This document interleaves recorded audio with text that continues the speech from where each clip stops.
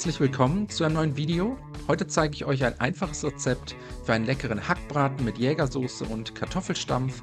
Für den Hackbraten als erstes eine mittelgroße Zwiebel abziehen, anschließend sehr fein hacken, außerdem 1 bis 2 Knoblauchzehen ebenfalls abziehen und fein hacken.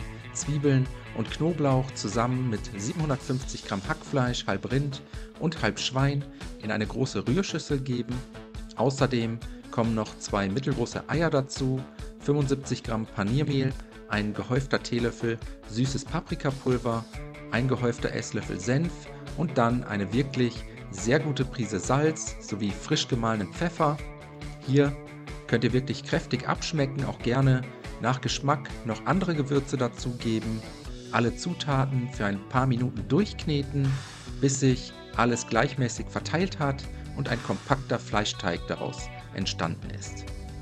Im Anschluss den Hackbraten in Form bringen, eine Art Brotlaib aus der Hackmasse formen, eine große Pfanne oder einen Topf mit einem guten Schuss Öl erhitzen. Sobald die Pfanne heiß ist, kommt der Hackbraten dazu. Jetzt für 5 bis 6 Minuten je Seite bei mittlerer bis hoher Hitze anbraten.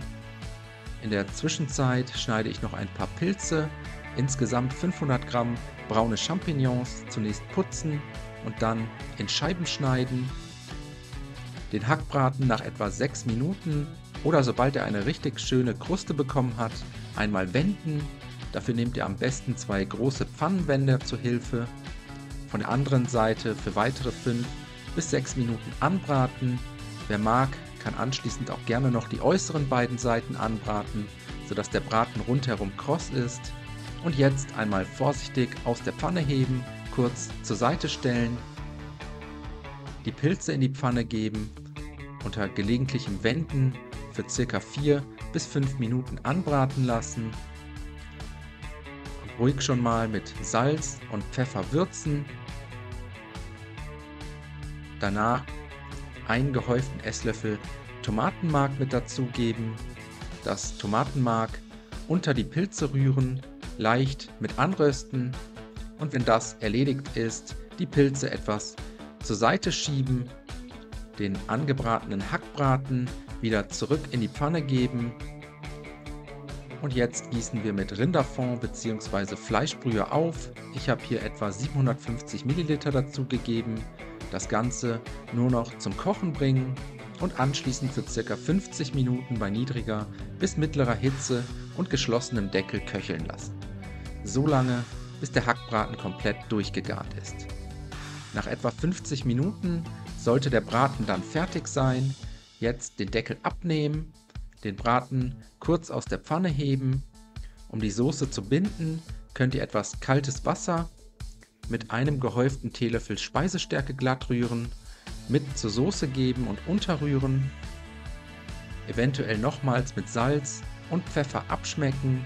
Außerdem gebe ich noch einen Teelöffel Zuckerrübensirup dazu. Die Soße nochmals kurz aufkochen und danach müssen wir nur noch den Hackbraten portionieren, mit einem Messer in fingerdicke Scheiben schneiden und anschließend zusammen mit der Jägersoße auf Tellern verteilen. Als Beilage gibt es bei uns Kartoffelstampf. Zum Schluss für die Garnitur noch etwas gehackte Petersilie drüber streuen und dann wünsche ich euch einen guten Appetit. Ich hoffe, euch hat das Video gefallen. Viel Spaß beim Nachkochen. Bis zum nächsten Mal.